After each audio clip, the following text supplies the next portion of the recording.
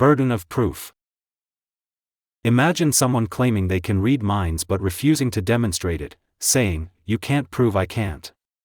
This illustrates the burden of proof fallacy.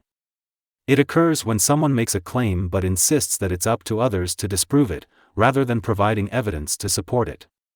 The principle states that the burden of proof lies with the person making the claim, not on others to disprove it.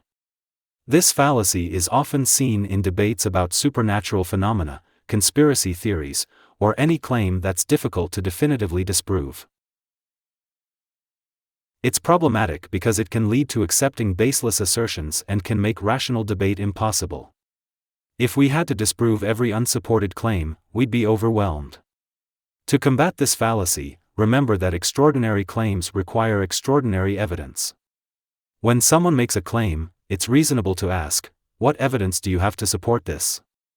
If they can't provide any, there's no obligation to believe or disprove their assertion. No true Scotsman. Picture someone saying, "No true Scotsman puts sugar on his porridge," and when presented with a Scotsman who does, they reply, "Well, no true Scotsman would do that." This is the no true Scotsman fallacy, a form of circular reasoning used to protect a universal generalization from counterexamples. It involves redefining the criteria for belonging to a group to exclude anyone who doesn't fit the desired narrative.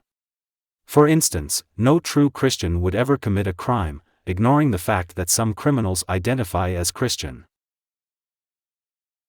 This fallacy is often used to maintain ideological purity or to dismiss criticism of a group. It's particularly common in discussions about politics, religion, or cultural identity. The danger lies in its ability to shield beliefs from scrutiny and create impossible standards. To avoid this fallacy, be wary of attempts to redefine terms mid-argument.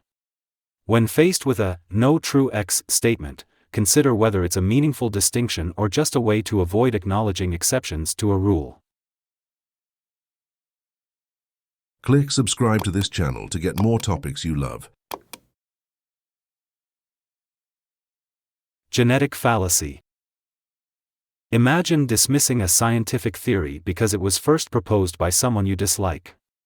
This is the genetic fallacy, the error of judging something based on its origin rather than its current meaning or context.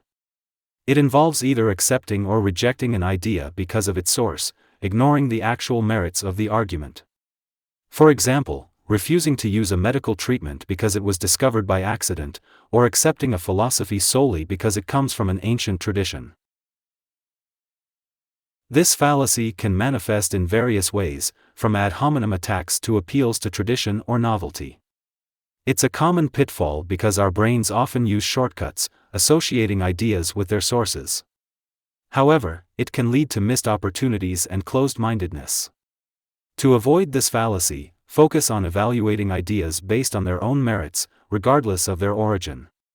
When presented with an argument, ask yourself, am I judging this based on where it came from, or on its actual content and evidence?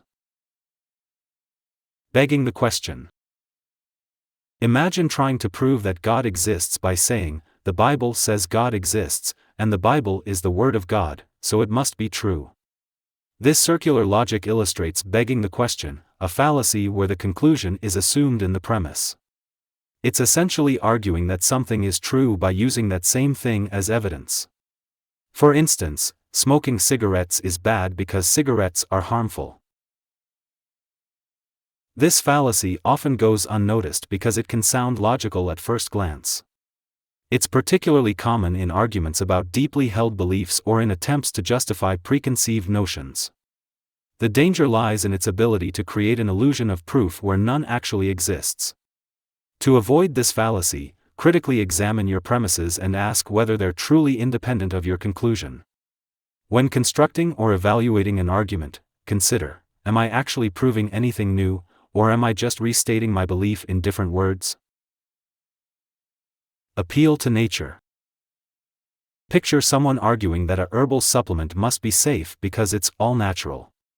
This exemplifies the appeal to nature fallacy, the error of assuming that what is natural is inherently good or superior to what is artificial. While nature can indeed be beneficial, this fallacy ignores that many natural things are harmful, like poison ivy or viruses, and many artificial things are beneficial, like vaccines or clean drinking water. This fallacy is particularly prevalent in discussions about health, food, and environmental issues. It taps into our innate reverence for nature and skepticism of human intervention. However, it oversimplifies complex issues and can lead to poor decision-making. To combat this fallacy, evaluate claims based on evidence rather than the natural/artificial divide. When faced with an appeal to nature, ask, is this actually better or safer, or am I just assuming it is because it's natural? Anecdotal evidence. Imagine someone claiming smoking isn't harmful because their grandfather smoked a pack a day and lived to be 100. This is the anecdotal evidence fallacy, where personal experiences or isolated examples are used to make broad generalizations, ignoring more comprehensive and reliable data. While personal stories can be powerful and emotionally compelling, they often fail to represent the broader reality. This fallacy is common because our brains are wired to remember vivid stories more easily than abstract statistics. It's particularly prevalent in discussions about health, politics, and social issues. The danger lies in its ability to overshadow more reliable, large-scale evidence, potentially leading to misguided beliefs and decisions.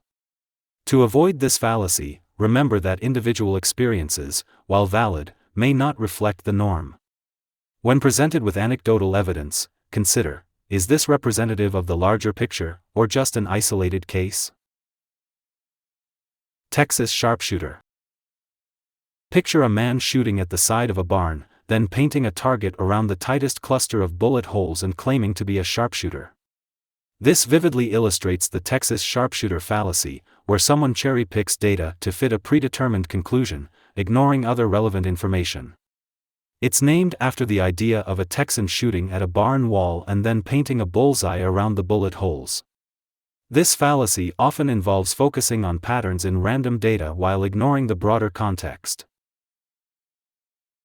For example, noticing that many successful people dropped out of college and concluding that dropping out leads to success, while ignoring the many dropouts who aren't successful.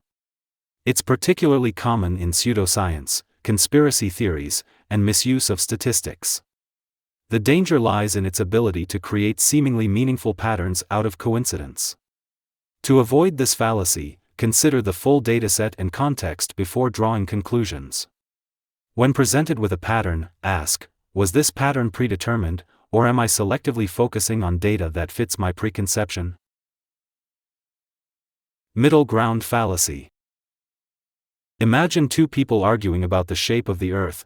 One says it's flat, the other says it's round, and a third person suggests it must be somewhat flat and somewhat round as a compromise. This illustrates the middle ground fallacy, also known as the fallacy of moderation or argument to moderation. It's the mistaken belief that the truth always lies between two extreme positions. While compromise can be valuable in many situations, this fallacy assumes that the middle position is always correct, regardless of the evidence. For instance, if one person says 2 plus 2 is equal to 4 and another says 2 plus 2 is equal to 6, the middle ground, 2 plus 2 is equal to 5, isn't correct just because it's in between. This fallacy is often seen in political debates and conflict resolution, where it can lead to false equivalences between unequal positions. To avoid this fallacy, evaluate each position on its own merits rather than assuming the middle ground is always best. Ask yourself, is this compromise based on evidence, or am I just seeking a middle ground for its own sake? False equivalence. Imagine someone arguing that both a paper cut and a gunshot wound are injuries, so they're equally serious. This illustrates the false equivalence fallacy, where two things are presented as logically or morally equivalent when they're not comparable. It often involves comparing minor misdeeds with major offenses or equating unrelated issues. For example, both sides in this political debate have made mistakes, so they're equally bad. This fallacy oversimplifies complex issues and can lead to misguided moral judgments. It's particularly common in political discourse, where it can be used to deflect criticism or create a false sense of balance. The danger lies in its ability to obscure important distinctions and prevent nuanced understanding. To avoid this fallacy, critically examine comparisons and consider whether the things being compared are truly similar in scale and nature. When faced with an equivalence, ask, are these things really comparable, or am I oversimplifying the situation? Sunk cost fallacy. Picture continuing to watch a terrible movie just because you've already spent an hour on it. This exemplifies the sunk cost fallacy, the tendency to continue an endeavor due to previously invested resources, time, money, effort, even when it's no longer rational to do so. It's the error of considering past costs when making decisions about future courses of action. For instance, staying in a failing relationship because you've been together for years, or continuing a project that's clearly failing because you've already invested so much. This fallacy stems from our aversion to loss and desire to avoid feeling like we've wasted resources. It can lead to poor decision-making in personal life, business, and policy making. To combat this fallacy, focus on future costs and benefits rather than past investments. When making decisions, ask yourself, if I were starting fresh, would I still choose this course of action? Appeal to tradition. Imagine someone arguing against a new teaching method solely because we've always done it this way. This illustrates the appeal to tradition fallacy, the error of claiming something is right or better simply because it's been done for a long time. While traditions can have value, this fallacy assumes that the old way is automatically the best way, without considering its actual merits or potential alternatives. For example, marriage has traditionally been between a man and a woman, so that's how it should stay. This fallacy often stems from a fear of change or a romanticization of the past. It's particularly common in discussions about culture, politics, and social norms. The danger lies in its potential to hinder progress and perpetuate harmful practices. To avoid this fallacy, evaluate practices based on their current effectiveness and ethics, not just their longevity. When faced with an appeal to tradition, consider, is this still the best approach, or are we just doing it out of habit? Fallacy. Imagine disproving someone's argument because it contains a logical fallacy, and then concluding that their entire position must be wrong. This is the fallacy, also known as the argument from fallacy. It's the mistake of assuming that because an argument contains a logical flaw, its conclusion must be false. For instance, if someone uses an ad hominem attack to argue that the Earth is round, it doesn't mean the Earth is actually flat. While identifying fallacies is important for critical thinking, this meta-fallacy reminds us that flawed reasoning doesn't necessarily lead to an incorrect conclusion. The fallacy is often committed by those who are eager to win debates or those who have just learned about logical fallacies. It can lead to dismissing valid ideas simply because they were poorly argued. To avoid this fallacy, separate the argument structure from its conclusion. When you identify a fallacy, ask, even though this argument is flawed, could the conclusion still be true for other reasons?